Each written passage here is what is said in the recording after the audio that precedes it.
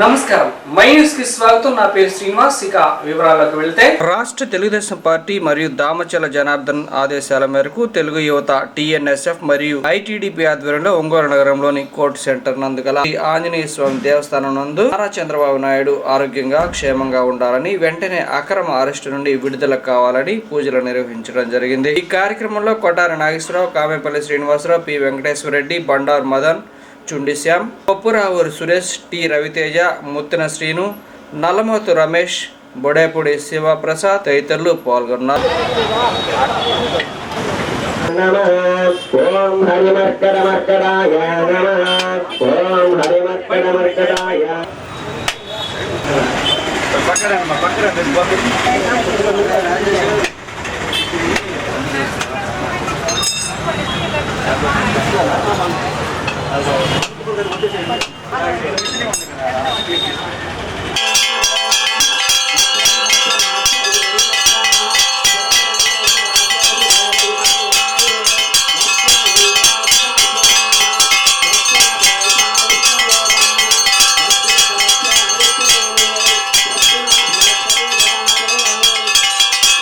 గోవిందా గోవిందా ఆడముక్కలవాడ నరక్షక గోవిందా గోవిందా అందరూ చూపించారు.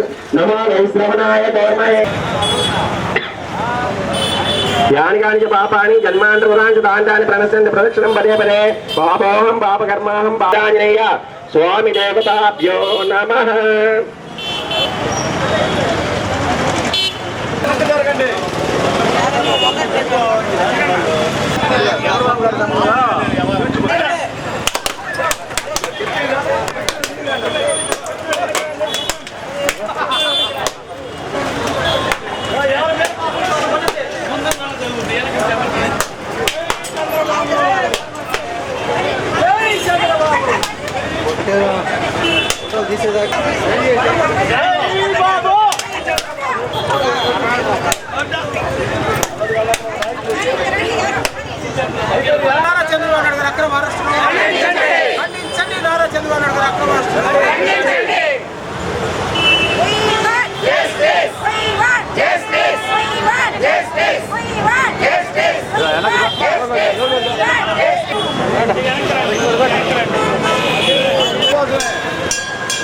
ఈరోజు చంద్రబాబు నాయుడు గారి అక్రమాలకు సంబంధంగా మా ఒంగోలులో వీరాంజనేయ స్వామి ఆధ్వర్యంలో ఆ టెంపుల్లో ఆయనకి ప్రశాంతంగా ఆరోగ్యాలు బాగుండాలని చెప్పి, ఆయన ప్రశాంతంగా బయటికి రావాలని చెప్పి ఈరోజు తెలుగు తరఫున, టీఎన్ఎస్ఎఫ్ తరఫున, అలాగే ఐటీడీపీ తరఫున ప్రత్యేక పూజలు చేయడం జరిగింది.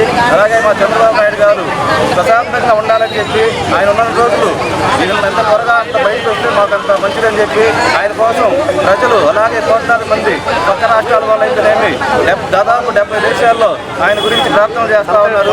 ఆయన ప్రశాంతంగా బయటకు వచ్చి మళ్ళీ రేపు ఎలక్షన్కి ప్రశాంతంగా ఎలక్షన్ చేయాలని చెప్పి అందరూ ప్రశాంతంగా కోరుకుంటున్నాం. అలాగే ఆయన ఆరోగ్యం బాగాలేదు, క్షీణించింది. అలాగే ఆయన కిడ్నీల మీద దెబ్బతింటుందని చెప్పి మాకు అందరికీ ఆందోళనకరంగా ఉంది. దానికి సంబంధించి ఈరోజు పూజ చేయడం జరిగింది మా తెలుగు తరఫున. ఈరోజు రాష్ట్రంలో జరుగుతున్నటువంటి ఆకృత్యాలకి ప్రత్యేక నిదర్శనం చంద్రబాబు నాయుడు గారి అక్రమ అరెస్ట్. ఒక తప్పు ఉంది అని నిరూపించలేనప్పుడు ఒక వ్యక్తిని, అది ఒక మహోన్నతమైన వ్యక్తిని అరెస్ట్ చేయడం చాలా తప్పు. ఈ రోజుకి 35 రోజులు అవుతున్నా కూడా ఆ నిందను నిరూపించలేక, కనీసం ఏం చేయాలో తెలియక ఈ ప్రభుత్వం ఆకృత్యాలకు, అన్యాయాలకు పాల్పడుతుంది. మేము ఒకటే అడుగుతా ఉన్నాం, మామూలు ఖైదీకైనా సరే ఆరోగ్యం బాగలేదు అన్నప్పుడు బయటకు తీసుకెళ్ళి టెస్టులు చేయించి తీసుకొని వస్తారు.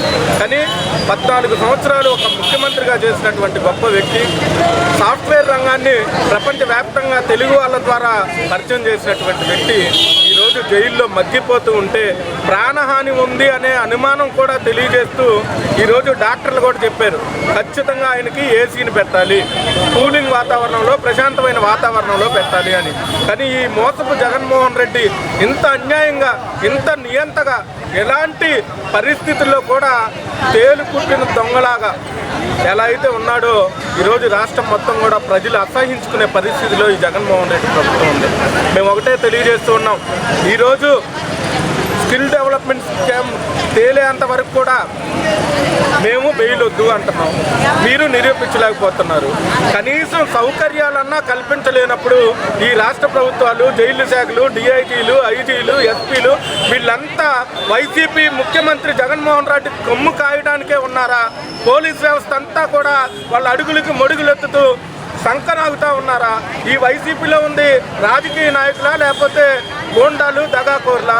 మేము ఒకటే తెలియజేస్తున్నాం, చంద్రబాబు నాయుడు గారికి ఏదన్నా జరిగితే ఎవరినైనా సరే తగలబెడటానికి మేము తగలబెట్టుకోవడానికి సిద్ధంగా ఉన్నామని తెలియజేస్తూ ఈరోజు వీరాంజనేయ స్వామి గారి ఆశీస్సులు కోరుకుంటూ చంద్రబాబు నాయుడు గారు బయటికి రావాలని మేమంతా కూడా గుళ్ళో ప్రత్యేక పూజలు చేయడం జరిగింది. ఈ కార్యక్రమంలో టీఎన్ఎస్ఎఫ్తో పాటు తెలుగు యువత, ఐటీడీపీ కూడా పాల్గొన్నారు.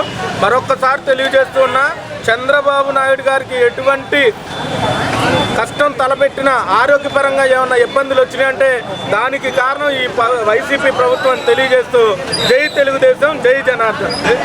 తెలుగుదేశం పార్టీ జాతీయ అధ్యక్షులు గౌరవశ్రీ నారా చంద్రబాబు నాయుడు గారిని ఎంత పాశవికంగా అరెస్ట్ చేసి జైలుకి తరలించారో మనం గడిచిన ఈ 34 రోజుల నుంచి గమనిస్తా ఉన్నాం. ఏదైతే ఒక సాధారణ వ్యక్తికి ఆరోగ్యం బాగాలేదంటేనే బయటికి తీసుకొచ్చి హాస్పిటల్లో టెస్టులు చేస్తారు. అటువంటిది 14 సంవత్సరాల ముఖ్యమంత్రి, ప్రస్తుత ప్రతిపక్ష నాయకుడైనటువంటి నారా చంద్రబాబు నాయుడు గారిని, 40 సంవత్సరాల సుదీర్ఘ రాజకీయ జీవితం కలిగినటువంటి వ్యక్తిని జైలు లోపలికి డాక్టర్లు టెస్ట్ చేసి ఒక జైలు శాఖ డిఐజీ ప్రెస్ మీట్ పెడతాడు, ఏమి లేదు అని చెప్పి. డాక్టర్లు ఏమో ఆయనకి స్కిన్ ఎలర్జీ వచ్చి, దద్దుర్లు వచ్చి, ఆయన వాతావరణం చల్లటి వాతావరణంలో ఉండాలి, డిహైడ్రేషన్ అయ్యాడు, 5 కేజీల బరువు తగ్గిపోయాడు జైల్లోకి వచ్చిన తర్వాత అని చెప్పి తెలియజేస్తుంటే, వీళ్ళేమో వైసీపీ రాసిచ్చిన స్క్రిప్ట్ పేపర్ని పట్టుకొని ఈ జైలు శాఖ వాళ్ళు, అధికారులు చదువుతూ ఉంటారు. ఏదైతే నారా చంద్రబాబు నాయుడు గారిని కక్షపూరితంగా, ఏదైతే ఆయనకి రాష్ట్రంలో ప్రజల్లో విపరీతమైన స్పందన వస్తుందని చెప్పి చూసి నారా చంద్రబాబు నాయుడు గారిని అక్రమంగా అరెస్ట్ చేసి జైలుకి తరలించారు. ఈ వైసీపీ ప్రభుత్వానికి ఒకటే చెప్తా ఉన్నాం, ఈ ప్రభుత్వానికి ఒకటే చెప్తా ఉన్నాం, ఏదైతే మా అభిమాన నాయకుడు, ఆంధ్రుల అభిమాన నాయకుడు నారా చంద్రబాబు నాయుడు గారికి ఏదన్నా హాని తలపెడితే రాష్ట్రం రావణ కాష్టంగా మారిద్దని చెప్పి ఈ సైకో జగన్మోహన్ రెడ్డికి చెప్తా ఉన్నాం. ఇకనైనా అసలు చెయ్యని తప్పులో నారా చంద్రబాబు నాయుడు గారిని అక్రమంగా అరెస్ట్ చేసి ఈ రోజున ఆయన్ని అన్యాయంగా జైల్లో పెట్టారు. ఇకనైనా ఈ వైసీపీ కుక్కతోక వంకర అనే బుద్ధిని మానుకొని నారా చంద్రబాబు నాయుడు గారిని జాగ్రత్తగా జైల్లో ఆయన ఆరోగ్య పరిస్థితిపై వాకప్ చేసి ఆయనకి వస్తువులు కల్పించాలని చెప్పి ఈ గవర్నమెంట్ని హెచ్చరిస్తూ ఉన్నాం. తొందరగా నారా చంద్రబాబు నాయుడు గారు ఆరోగ్యం కుదుటపడి తొందరగా రిలీజ్ అవ్వాలని చెప్పి ఈ రోజున ద్వారకానగర్లోని దక్షిణముఖ వీరాంజనేయ స్వామి గుడిలో టీఎన్ఎస్ఎఫ్ మరియు తెలుగు యువత మరియు ఐటీడీపీ ఆధ్వర్యంలో తెలుగుదేశం పార్టీ నాయకులు, కార్యకర్తలు అందరూ కలిసి దామచర్ల జనార్దన్ రావు గారి ఆదేశాల మేరకు ఈ రోజున పూజా కార్యక్రమం నిర్వహించడం జరిగింది. తప్పకుండా మా బాబు గారు కడిగిన ముత్యాలా తిరిగి బెయిల్పై రిలీజ్ అవుతారని చెప్పి మనస్ఫూర్తిగా కోరుకుంటా ఉన్నాం. పేద వర్గాలకు ఎలాంటి ఖర్చు లేకుండా కార్పొరేట్ వైద్య సేవలు అందించేందుకు ప్రభుత్వం శ్రీకారం చుట్టిందని ఎమ్మెల్యే బాలినేని శ్రీనివాసరెడ్డి పేర్కొన్నారు. జగనన్న ఆరోగ్య సురక్ష కార్యక్రమంలో భాగంగా స్థానిక గాంధీనగర్లో నిర్వహించిన అర్బన్ హెల్త్ సెంటర్ వద్ద ఏర్పాటు చేసిన శిబిరాన్ని ఆయన సందర్శించారు. అనంతరం జరిగిన బహిరంగ సభలో బాలినేని శ్రీనివాసరెడ్డి ప్రసంగించారు. కార్యక్రమంలో నగర mayor Gangada Sujatha, commissioner Venkateswara, corporator Peddireddy నియంత కుమారి, వైసీపీ నాయకులు 33వ డివిజన్ వైసీపీ నాయకులు పెద్దిరెడ్డి విజయభాస్కర్ రెడ్డి, పందిటి జేమ్స్, కాటా రాంబాబు, వైసీపీ నాయకులు, కార్యకర్తలు భారీగా హాజరయ్యారు.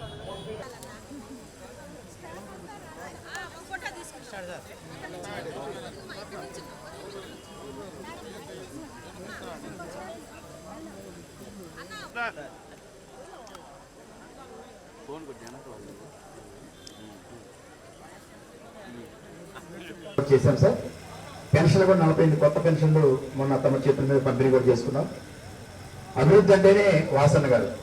ఎక్కడ అభివృద్ధి కార్యక్రమాలు నగరంలో చాలా 110 కోట్లతో అభివృద్ధి కార్యక్రమాలు జరుగుతున్నాయి. 80 కోట్లు పూర్తయి పయనించడానికి అన్ని విధాల కృషి చేస్తున్నాం. సార్ యొక్క ఆదేశాల మేరకు ప్రజలందరూ దీన్ని గమనించాలని మరొకసారి కోరుకుంటూ, ఇప్పుడు బాబ్జీ లబ్ధిదారులు పైకి ఎక్కలేరా, అక్కడే ఎక్కిస్తావా?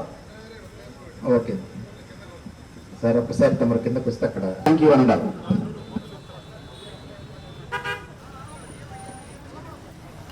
లోపలికి వెళ్ళాలి.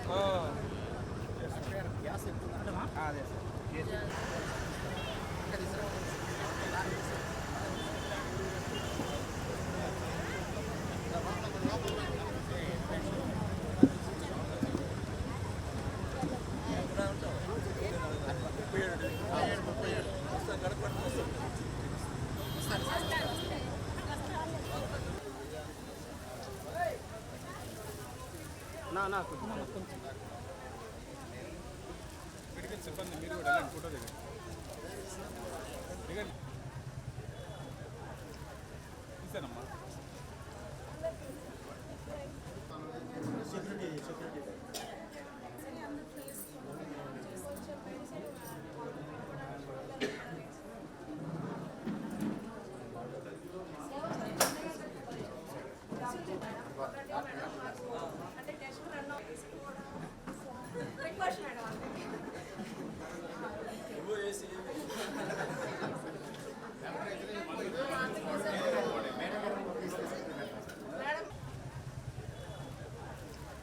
తీసానమ్మా.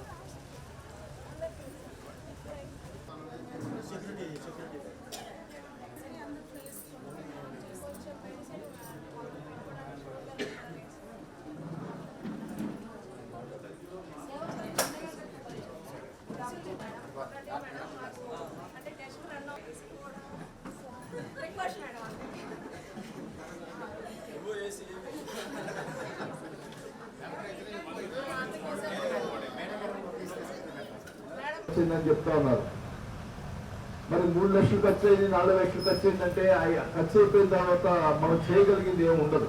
కాకపోతే నేను 10,000, 15,000, 20,000 ఇవ్వగలుగుతాం, కానీ లక్షలు ప్రతి ఒక్కరికి ఇవ్వలేం. కాబట్టి ఒకటే చెప్తా ఉన్నా, మీకు ఇబ్బంది అయినప్పుడు మీరు హాస్పిటల్ బాగుంటుందని మాకు ఇన్ఫార్మ్ చేస్తే ఆ హాస్పిటల్లో, ఏ హాస్పిటల్ అయినా సరే ఆ హాస్పిటల్లో మాట్లాడి మీకు ఉచితంగా వైద్యం అందించే కార్యక్రమం మేము చేపడతామని చెప్పి కూడా ఈ సభాగా తెలియజేసుకుంటా ఉన్నాం.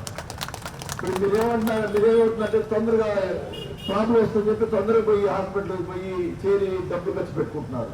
అట్లా కాకుండా మాకు ఇన్ఫార్మ్ మీకు స్థానిక కార్పొరేటర్ చెప్పినా లేదా నేరుగా నా దగ్గరికి వచ్చినా మరి నేను హాస్పిటల్లో వాళ్ళతో మాట్లాడి మీకు అందరూ కూడా ఇబ్బంది లేకుండా చేస్తానని, నా వంతు నా సహాయాన్ని కూడా చేసి మీకు ఇబ్బంది లేకుండా మీ ఫస్ట్ ఆరోగ్యం అనేది ముఖ్యం. మన జగన్మోహన్ రెడ్డి గారు ప్రతి ఒక్కరు కూడా ఒకటే చెప్తా ఉన్నాడు, ఆరోగ్యం అనేది ప్రతి పేదవాడు కానీ మధ్యతరగతి ప్రతి వాళ్ళు కూడా ఆరోగ్యం బాగా చూసుకోవాలి. డబ్బున్న వాళ్ళే కార్పొరేట్ హాస్పిటల్ పోతున్నారు, పేదవాళ్ళు కూడా పోవాలి హాస్పిటల్కి, పెద్ద హాస్పిటల్కి అని చెప్పి ఉద్దేశంతో ఈ కార్యక్రమాలు చేస్తున్నామని కూడా తెలియజేసుకుంటా ఉన్నాం. ప్రతి ఒక్కరు ఆరోగ్యం బాగుంటేనే ఏమైనా చేయగలుగుతారు. అలాంటి విషయంలో జగన్మోహన్ రెడ్డి గారు ముందుంటారని కూడా తెలియజేసుకుంటా ఉన్నాం. అలాగే మీకు సంబంధించినటువంటి ఒంగోలులో ఎవరైనా కానీ పెద్ద హాస్పిటల్ పోవాల పరిస్థితి వస్తే మాకు ఇన్ఫార్మ్ చేయండి, తప్పకుండా నేను అటెండ్ అవుతాను. ఖచ్చితంగా కూడా హాస్పిటల్ వాళ్ళతో మాట్లాడి మీకు రూపాయి ఖర్చు లేకుండా మీకు అన్ని సౌకర్యాలతో ఏర్పాటు చేస్తారని చెప్పి కూడా పదే చెప్తా ఉన్నా.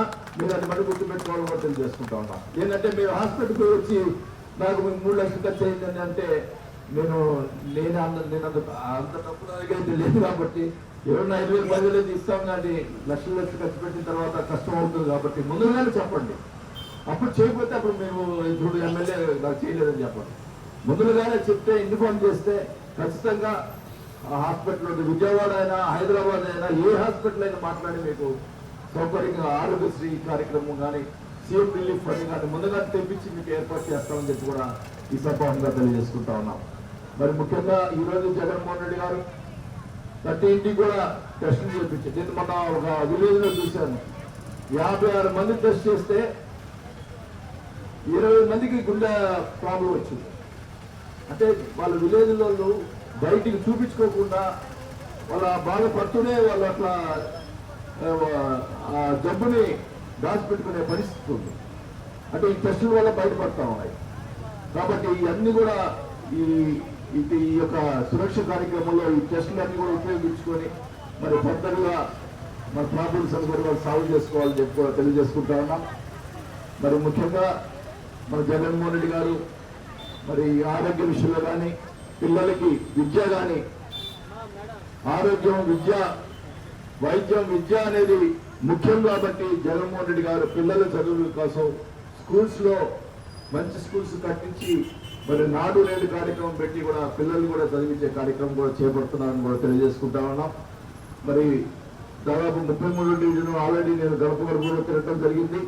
మరి అక్కడ ఉన్నటువంటి కొంతమందిగా అందరూ కూడా ఆ రోజు ఏ ప్రాబ్లం వచ్చినా కూడా నేను చేయగలిగిన సాయం చేశాను తప్ప మరి ఎక్కడ కూడా ఇబ్బంది లేకుండా చేసేదానికి నా వంతు నేను కృషి చేస్తానని చెప్పి తెలియజేసుకుంటా ఉన్నా.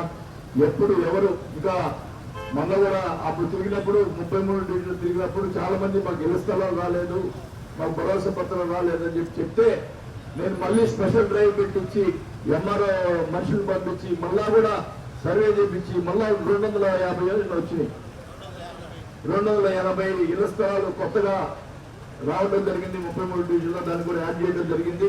మరి దాని అన్నింటి కూడా మరి జగన్మోహన్ రెడ్డి గారి చేతుల మీదుగా మీకు త్వరలోనే మీకు ఇళ్ల పట్టాలు ఇల్లు కూడా మేమే కట్టించే కార్యక్రమం కూడా చేయడం జరుగుతుందని తెలియజేసుకుంటున్నాం. 25,000 మందికి ఒకేసారి ఇళ్ల స్థలాలు ఇచ్చే కార్యక్రమం త్వరలో చేపడతానని కూడా తెలియజేసుకుంటా ఉన్నాం. ప్రతిపక్షాలు ఏదో మాట్లాడుతూ ఉంటారు. అసలు ఈ 2 సంవత్సరాల క్రితమే ఇవ్వాల్సిన ఇళ్ల స్థలాల్ని వాళ్ళ కోర్టులో పెట్టి ఆపించిన పరిస్థితులు మీ అందరికీ తెలుసు. కానీ ఎన్ని ఒడిదుడుకులు వచ్చినా కూడా నేను ఒకటే చెప్తానా, మీకు 25,000 మందికి ఇళ్ల పట్టాలు ఇస్తేనే నేను రాజకీయంలో ఉంటా, పోటీ చేస్తాను తప్ప ఇవ్వకుండా మాట తప్పని చెప్పి చేసుకుంటాను. మన కూడా సీఎం గారికి చెప్పొచ్చాను, మీరు మనం ఆ ఇళ్ల పట్టాలు ఇవ్వకపోతే నేను పోటీ కూడా చేయనని చెప్పి వచ్చాను. ఖచ్చితంగా ఇస్తానని చెప్పి సీఎం గారు చెప్పారు. త్వరలోనే మీకు ఇళ్ల స్థలాలు ఇచ్చి కార్యక్రమం చేపడతామని చెప్పి కూడా తెలియజేసుకుంటూ మరి ముఖ్యంగా ఆరోగ్య విషయంలో ఎవరైనా కానీ ఇలా నేను చెప్పినట్టుగా ఇబ్బంది ఉన్నప్పుడు మొదలుగా తెలియజేయాల్సిందిగా కోరుకుంటూ సెలవు తీసుకుంటా ఉన్నాం.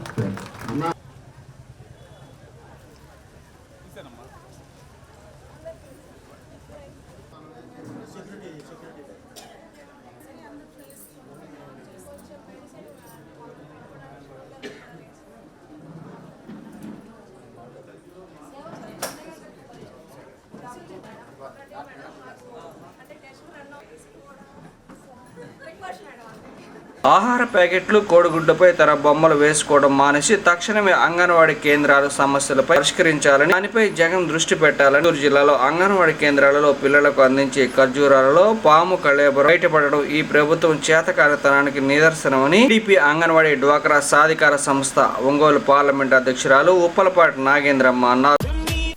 ఆహార ప్యాకెట్ల మీద జగన్ బొమ్మలు వేసుకొని మరి ఆహార ప్యాకెట్లు మరి కేంద్రాలకి సరఫరా చేస్తున్నప్పుడు మరి వాటి మీద ఉన్నటువంటి పెద్ద అంగన్వాడీ సరి మరి ముఖ్యమైనటువంటి బియ్యం ఉన్నాయి.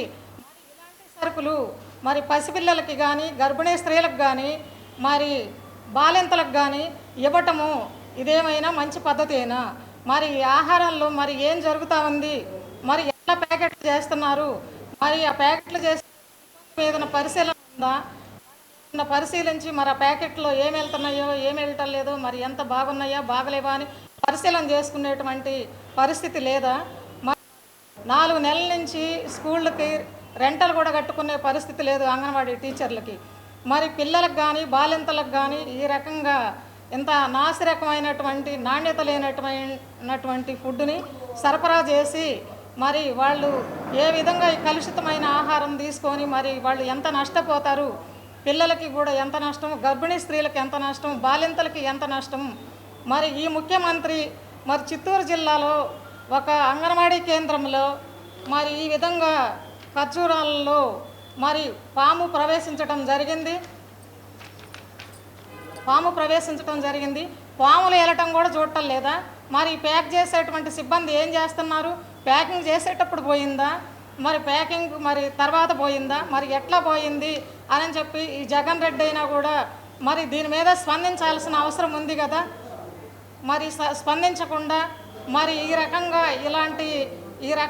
క్రిమికీటకాలన్నీ కూడాను ఈ ఆహార పదార్థాలలో చొరబడి మరి ఈ విధంగా ఉంటే మరి పిల్లలు ఏ విధంగా ఈ ఫుడ్ని సేకరిస్తారు, ఈ ఫుడ్ని ఏ విధంగా తింటారు?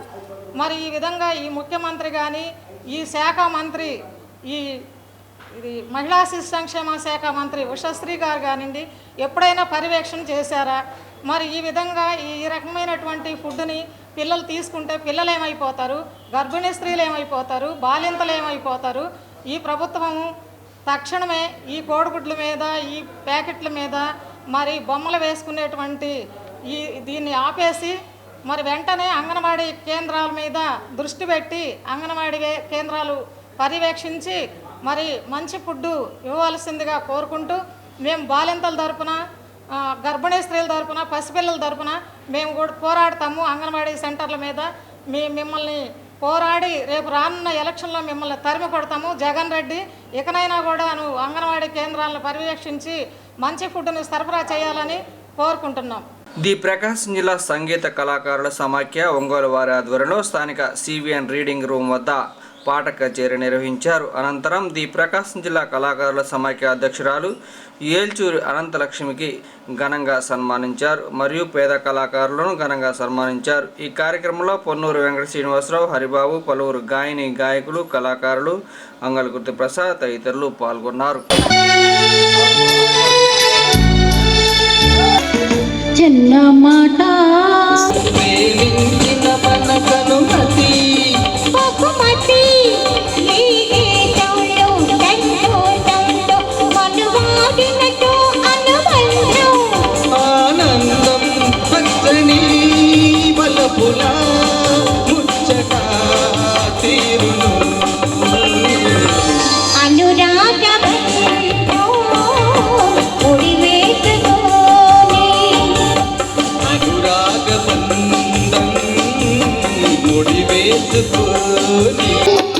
సందగాది పూజే జలధరించే చల్లని వేళ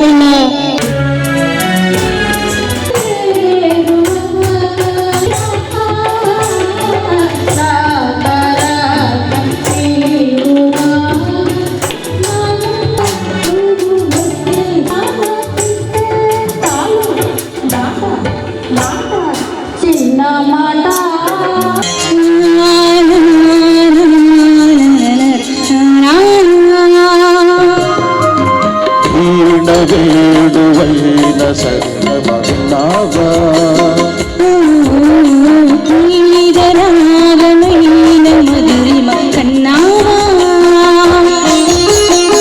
తనువు తహతహలాడల చెలరేగాల చెలుగాల ఉయ్యాల ఈ వేళలో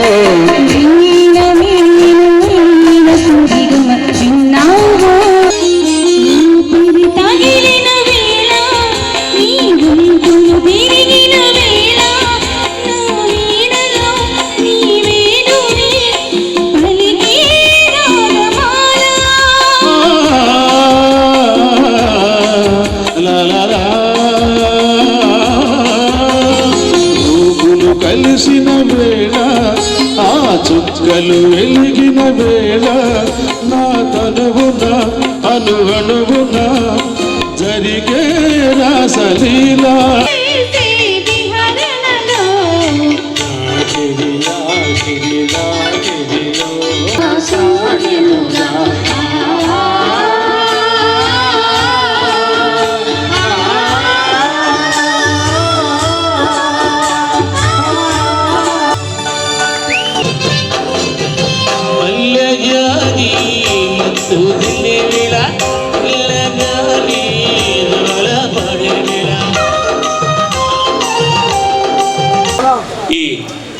ఈ ప్రకాశం జిల్లా సంగీత కళాకారుల సమాఖ్యకి ఏల్చూరి అనంతది.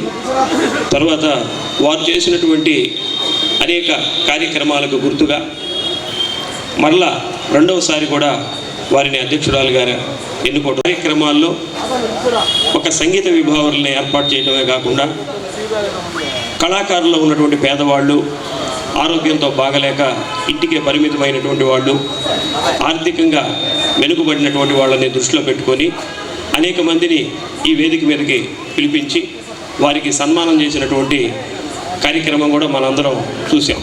గతంలో ఎన్టీఆర్ కళా పరిషత్లో దీనికి సంబంధించినటువంటి కార్యక్రమం ఒకసారి జరిగింది. ఇదే వేదిక మీద కూడా కొంతమంది కళాకారులకి సన్మానం చేయడం జరిగింది. ఈరోజు కూడా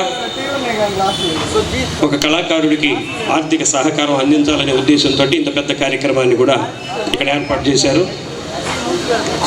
ముందుగా ఈరోజు రెండవసారి ఇది ప్రకాశం జిల్లా సంగీత కళాకారుల సమాఖ్యకి అధ్యక్షురాలుగా ఎంపికైనటువంటి ఏల్చూరి అనంతలక్ష్మి గారిని వేదిక మీదకి సాధారణంగా మీ అందరి కరతాళ ధ్వనులతోటి వారిని వేదిక మీదకి సాధారణంగా ఆహ్వానిస్తూ ఉన్నాం. మీరు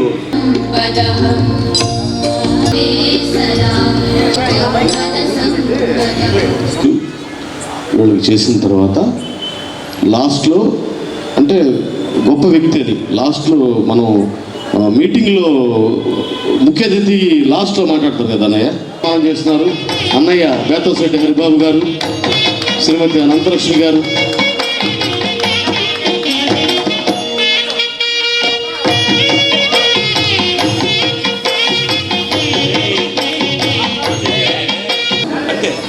I'm following as protocol. Okay, thank you.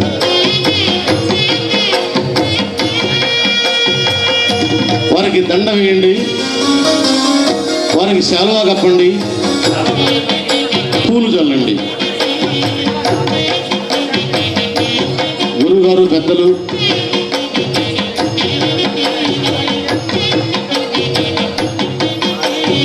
రండి, మీరు కూడా ఈ కార్యక్రమంలో పాల్గొనండి. మాస్టర్ మన ఏల్చూరి అనంతలక్ష్మి గారికి గొప్ప సన్మాన కార్యక్రమం ఈరోజు సీరియల్ రీడింగ్ రూమ్.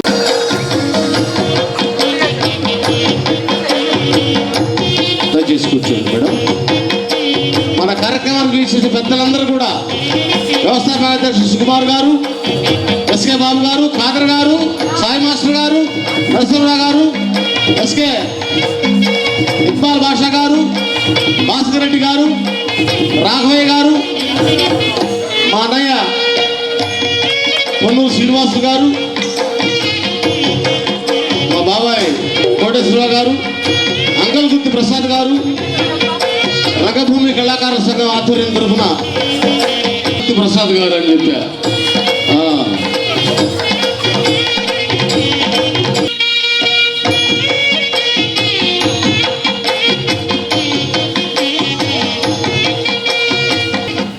వారి పేరు చెప్పలేదమ్మా. వారు ఉంటే దయచేసి వేదికపైకి రావాల్సిందిగా మరి ప్రార్థిస్తూ ఉన్నాం. ఉదయ్ గారు మేడం గారిని సత్కరిస్తున్నారు. కోశాధికారి యూనియన్కి కోశాధికారి సత్కరిస్తున్నారు మేడం గారిని. ఈ యూనియన్ తరఫు నుంచి ఒక 5,000 రూపాయలు ఆ పేద కళాకారుడికి సహాయం చేయడం అనేది ఒక అద్భుతమైనటువంటి కార్యక్రమం. ఎన్నో కార్యక్రమాలు జరుగుతూ ఉంటాయి. ఏదో తలా కాస్త డబ్బులు వేసుకుని మనం పాటలు అదే విధంగా డొనేషన్ తిరగడం కూడా అందరూ కష్టపడ్డారు. ఈ కార్యక్రమం ఇక నుంచి అన్నీ కూడా ప్రతి 6 నెలలకు ఒకసారి, ఇప్పుడు జరిగింది, మళ్ళీ నెక్స్ట్ 6 నెలలకు ఒకసారి ఇదే కార్యక్రమం ఇట్లానే ఈ సంగీత కళాకారుల సమాఖ్య తరపున మేము పలానా వాళ్ళు చేయొచ్చు, అర్హులైన వాళ్ళకి, అన్నీ ఉన్న వాళ్ళకి చేయటం కష్టం కదా, అర్హులైన వాళ్ళకి ఎవరైనా నా పరిస్థితి ఇలా ఉందమ్మా అని ఎవరైనా చెప్తే, నాకు కష్టమైన ఎవరి దగ్గర అడుక్కొచ్చైనా, నా సొంత డబ్బులు వేసుకొనైనా, నా చేతనైన సహాయం నా జీవితాంతం నేను చేస్తూ ఉంటాను. నా ఓపుకున్నంతకాలం చేస్తూ ఉంటాను. మీ అందరికి మనవి చేస్తున్నాను. Thank you. విరిసిన పారిజాతమో, ఏ కవిలో మెరిసిన ప్రేమ గీతమో, రూపమే దివ్య దీపమై, నవ్వులే నవ్య తారలై, నా కన్నుల వెన్నెల కాంతి నింపెనే. ఈ వార్త ఇంతటితో సమాప్తం. తిరిగి మరో బులెటిన్లో కలుద్దాం. అంతవరకు సెలవు. నమస్కారం.